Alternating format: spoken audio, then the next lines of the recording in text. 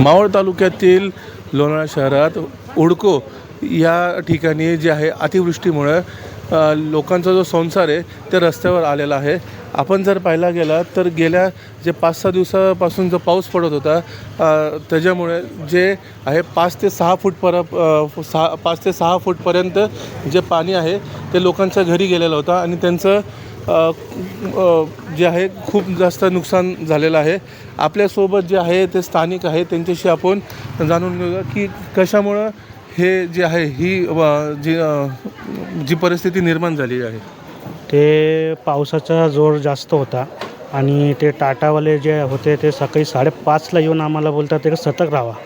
आता सतर्क कसं का राहायचं तुम्ही सांगा. सकाळी 5:30 वाजता तुम्ही सांगणार का सतर्क राहावा म्हणून. तर सकाळी 5:30ला सगळे झोपेत होतो आम्ही आणि बघता पाणी एकदम जोरात वाढत गेलं आणि वाढत एवढं हे छत आपलं इथपर्यंत पाणी पूर्ण वरपर्यंत आलं आणि आपल्या याच्यामध्ये सगळं नुकसान झालेलं आहे. सगळं काहीच राहिलेलं नाही. पोरांचे आता यांचे नवीन पुस्तकं होती, आपले लॅपटॉप होतं त्यांच्या आईचं, ते सगळं बुडालेलं आहे. टी व्ही गेलं, आपलं फ्रीज गेलं आहे, सगळं नुकसान झालेलं आहे. घरी कोण कोण होते त्या दिवशी माझी आई होती आणि माझे दोन पोरं होती. तर आता घरात मी एकटाच होतो आणि एकटा आता किती काय उचलणार.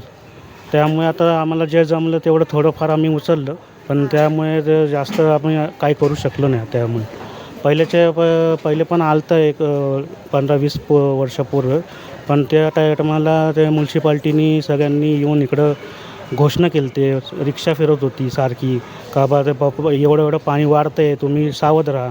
पण ह्या वेळेलाच काहीच आम्हाला हे केलंच नाही. फक्त सतर्क राहा म्हणून काय होणार नाही. कुठे ना कुठं आत्ता जे आहे प्रशासक हे जबाबदार आहे का या सगळ्या गोष्टीसाठी? असं आपण सगळ्यांना ब्लेम नाही करू शकतो, ते तर नॅचरल आहे. पण त्यांनी सांगायला पाहिजे होतं एवढं पाणी वाढतं आहे, एवढं पाणी येतं आहे, तुम्ही सावध राहा, तुम्ही तुमचं सामान हलवा. हे आमची आई आहे.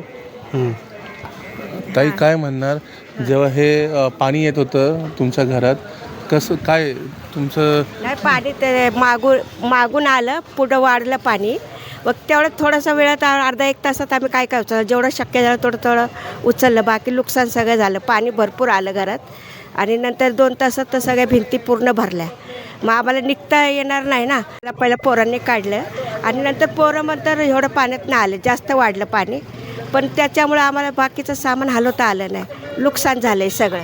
किती फूटपर्यंत पाणी होतं?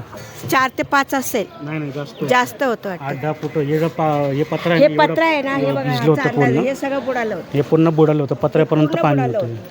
कमीत कमी 10 फूट तरी पाणी असेल इकडं. पाणी जास्त होतं. अशा पद्धतीने जे आहे पूरग्रस्तीमुळं जे आहे लोकांचे जे घर आहे ते रस्त्यावर आलेलं चित्र आपण पाहिलेलं आहे. आकाश कानापुरम, LS मराठी, लोणावळा.